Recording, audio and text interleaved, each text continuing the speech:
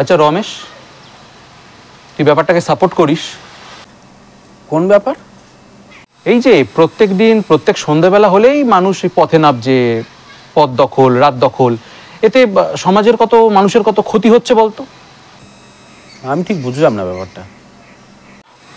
না মানে সামনে পুজো আসছে, উৎসব আসছে, কোথায় মানুষ সন্ধ্যাবেলা বেরোবে, একটু কেনাকাটা করবে, শপিং করবে, খাবে দাবে?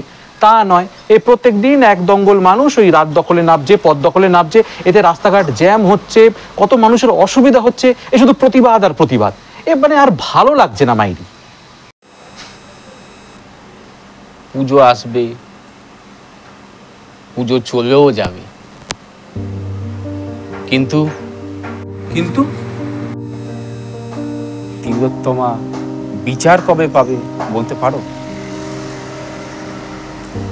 আপনারা বলতে পারবেন তিলোত্তমা বিচার কবে পাবে?